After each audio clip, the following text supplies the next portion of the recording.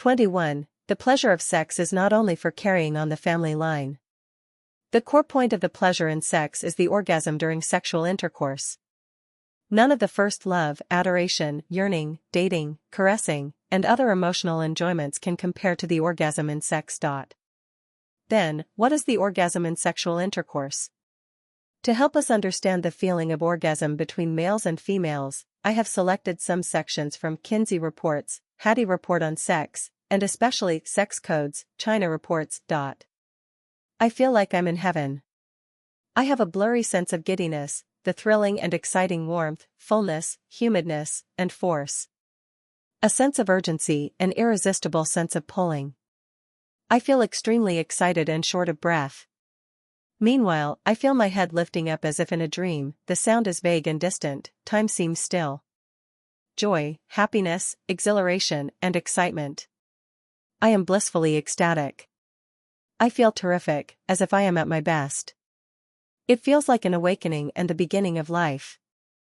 The feeling is incomparably wonderful, it is an ecstasy almost unbearable to human power.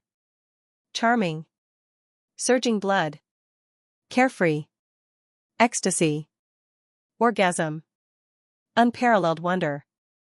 Intoxicating. Full of power. Incredible. In some aspects, arousal of sexuality offers me the opportunity to transcend myself and wake up from the dense fog of daily life and existence. I feel as if I have left my flesh and my spirit, caring for nothing that normally seems extremely important to me. Wonderful feeling of caresses, I wish this could go on forever. The stillness of life is like an eternal moment, intertwined strongly through indulging and savoring the sweet pleasure of the flesh.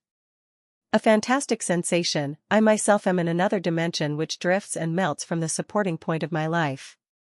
A raging flame, violent and engulfing everything. Extremely fantastic. A refreshing and irresistible orgasm is increasing to such an extent that an intense charge surges around the clitoris, just like a space-exploring rocket shooting up explosively. Then the charge radiates in the entire region of my pubes. At this moment all other things have vanished from my consciousness. It seems that the inside of me is filled with enormous power. The wetness, the heat, and the intensity make me feel incomparably comfortable. During the whole process, all the raging wonderful feelings are radiating on the internal side of my legs. It seems that all things around me have ceased their existence. I am completely immersed in this wonderful feeling. By far, I have not experienced a more wonderful feeling than this. This feeling is a complete immersion that has nothing to do with will and thought. It has completely conquered me, occupying my body. As for the overall effect of its destructiveness, the best word to describe this physiological feeling is madly carefree. The only feeling I can relate to is a certain form of overall stiffness and tightness and the indistinguishable internal explosion at the sexual organs. My body gradually tightens up. I feel as if I have reached the precipitous peak of perfect happiness, then I approach the plateau of ecstasy, I utter a sharp scream, glide past the crest plane of bliss, then I experience 5 or 6 fits of violent twitches and convulsions, which are acute, vehement, and agitating in the beginning and become duller, slower and milder. This is the orgasm in sexual pleasure. From the above statement, we can see that the physiological and psychological sensations during orgasm are incomparably wonderful pleasures and the ultimate beauty. No wonder Bangu said in the Book of Han, Arts and Literature, sexual intercourse is the ultimate expression of emotion and nature, the boundary of Tao. Jared Diamond, a physiology professor at the University of California, Los Angeles, said, "Human sex is weird. It is magical, incredible, and beyond nature." The pleasure between two sexes is so magical, so soul-stirring, so desirable, no wonder Freud concluded that the driving force of sex is the greatest force that propels social development. Then, who created such a wonderful feeling for humankind? Is sexual orgasm a result of natural evolution? Is sexual pleasure solely for the purpose of reproducing? R. Stephen Howard, a graduate student at Indiana State University, said, "In terms of energy required, asexual reproduction is a more economical way to transmit genes to one's progeny." His research results showed that asexual reproduction is the most economical way and the most effective way to transmit the genetic traits of a living organism to its offspring. But how did sexual reproduction come into being? Is sexual pleasure only for bearing children? The answer is no. Prostitutes engage in prostitution not to bear children for pleasure-seeking men, and those men do not seek out prostitutes to have children with them. Human intelligence can create a master machine that produces products continuously. So, why couldn't the greatest creator make a matrix that continually produces offspring? The pleasure of sex is purely for the enjoyment of life, and this is the universal love of the greatest creator. As for the propagation of offspring, it is only a byproduct of the pleasure of sex. Moreover, asexual reproduction will pass on diseases carried by genes to future generations. Through copulation, diseases carried by genes can be remitted or even eliminated. The benefits of crossbreeding are evident. Therefore, a species may go extinct without a sex life. Thus, the pleasure of sex is an arrangement of the greatest creator. Sex life conforms to the decree of the greatest creator. Suppressing, inhibiting, or destroying sex life is against human nature. We should have sex life and enjoy it too. Sex life should accompany us to the other shore of life. It is unreasonable to suppress, inhibit, or destroy sex life because it goes against human nature. Why should we refrain from what the greatest creator has created? There is no such thing as debauchery and dissipation in sex life. The more, the better. There is nothing wrong with the Muzi-Me phenomenon. If Lin Dayu in A Dream of Red Mansion had experienced an orgasm, she would not have had such a miserable ending. Does this mean that Lifechanyuan is against Christianity and Buddhism? The seventh precept of the Ten Commandments is "You shall not commit adultery." In Matthew 5 verses 28 to 29, Jesus said, "But I tell you that anyone who looks at a woman lustfully has already committed adultery with her in his heart. If your right eye causes you to stumble, gouge it out and throw it away. It is better for you to lose one part of your body than for your whole body to be thrown into Gehenna." Gehenna, a garbage dump outside of Jerusalem. The first precept of upholding the right dharma, in Volume 6 of the Buddhist Shurangama Sutra, is to abstain from sexual misconduct. If the minds of all sentient beings in the 6 realms of the world are not tainted by sexual desire, they will not be subject to birth and death.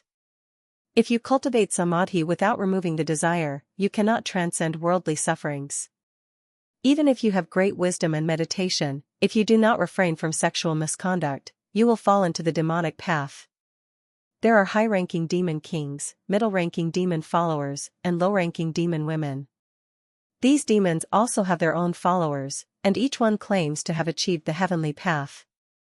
In the Dharma ending age after my nirvana, these demonic followers will be prevalent in the world, widely promoting greed and sexual misconduct as virtuous conduct, causing sentient beings to fall into the pit of attachment and lose the path to enlightenment. Jesus is God, and Sakyamuni is Buddha. Their profound wisdom is beyond us mortals, and their teachings are invaluable treasures to our life. Jesus instructs us in divinity. Following the supreme road of life guided by Jesus, we can enter the kingdom of the greatest creator. Sakyamuni enlightens us from the perspective of Buddhism.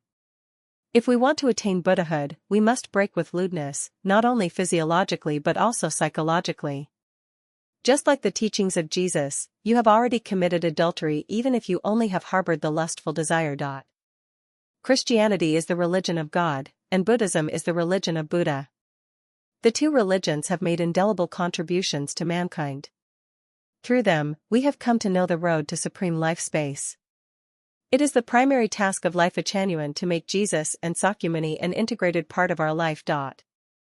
If the path of human development is comparable to a 3-story building, then Christianity will be on the top level, Buddhism at the middle, and Lifechanyuan will be at the bottom. From the perspective of the level of life, Buddhism is a direct ship that leads people to the Western Pure Land, the Elysium world in the 36-dimensional spaces, by crossing over human nature. To board this ship, one must cut off lust. Where exactly Christianity wants to guide people in terms of the level of life space, I cannot fully comprehend with my current knowledge. Based on the miracles and teachings of Jesus, It seems that the goal is to make everyone an angel and enter the heaven world, God's paradise. In 12:18-25 of the Gospel of Mark, Jesus said, "For when they rise from the dead, they neither marry nor are given in marriage, but are like angels in heaven." What is an angel? An angel is the super-celestial being in Buddha with divinity. Buddha is under the control of the power of Buddha, while a super-celestial being is the free, elegant, and magically powerful spiritual entity of high energy, second only to God. Christianity guides people to develop in the direction of super-celestial being, which conforms to Jesus' teachings. Only in this way can they have a definite development direction for a life space. However, from the activities and pursuits of Christians, it seems that they are still clinging to worldly affairs, to the relations of parents, children, couples, and friends and relatives, and to private properties, which is unreasonable. In Luke 14 verse 26, Jesus said, "If anyone comes to me and does not hate his own father and mother and wife and children and brothers and sisters, yes, and even his own life, he cannot be my disciple." Because if you don't hate them, you cannot become an angel. For angels, there is nothing like family love. We can see from the teachings of Jesus and Sakyamuni that the ultimate wisdoms are communicable. They have the same purpose. Buddhists are capable of determinately cutting off all their attachments to worldly affairs, including the relations of father, mother, wife, children, brothers, sisters, belongings, status, reputation, and their own souls. They will commit themselves to self-improvement and self-cultivation wholeheartedly. They are the real Christians. However, the so-called Christians may inspire suspicion of crying up wine but selling vinegar. The direction of development for us, mankind, is the direction given by Jesus and Sakyamuni. The problem is that there is a vast ocean between humans and angels, super-celestial beings and Buddhas, and how can we navigate our lifeboat through the turbulent and surging vast ocean to reach the ideal shore? If we can abandon worldly pursuits and devote ourselves to cultivation like the monks, nuns, priests, and sisters in the temple, it would be the best way. Although it may be difficult to ascend to heaven in one step, it is worthwhile. The problem is, can we do it? Let's drop all other obstacles. How many of us can surmount the huge mountain of the pleasure of sex? I have another question. Why should we surmount this huge mountain now that the greatest creator has equipped us with the pleasure of sex to enjoy? Isn't the feeling of orgasm, entering paradise, feeling celestial, release and proliferation of love, the standstill of time and space, the feeling of being blended into the universe, and the expectation to give up all worldly desire and stay forever at that time point, the highest realm of life we pursue? Our ultimate goal is to become angels, super-celestial beings and Buddhas. It would be too difficult for ordinary people to jump from the starting point to the end point, unless they are born with the wisdom of an angel, like my granny, who was a vegetarian by birth, not due to personal preference, but due to disgust at the smell of fish and meat.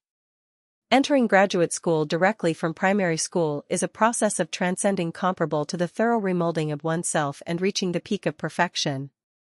It is just too difficult. Are there any smoother paths to the final success of becoming a super-celestial being or Buddha? Yes, there are. Let's first arrive at the 1,000-year world because the enjoyment of the pleasure of sex will only affect our success of becoming a super-celestial being or Buddha and will not prevent us from approaching the 1,000-year world. Please refer to the 1,000-year world of the 36-dimensional spaces. Although it is still hundreds of thousands of miles away from the kingdom of the super-celestial being and Buddhas, the 1,000-year world is, after all, a world with sublimated human nature. We can first arrive at the 1,000-year world before reaching the 10,000-year world and finally make it to the world of super-celestial beings and Buddhas, the Elysium world. This is comparable to a primary school pupil who pursues their education in the order of primary school, middle school, university, and finally the graduate school. Let's return to our topic. The pleasure of sex is the arrangement of the greatest creator and the favor he has granted us. The greatest creator will not punish us as long as we are grateful to him and remember his grace when enjoying the pleasure of sex. I have seen the greatest creator through the pleasure of sex. Have you?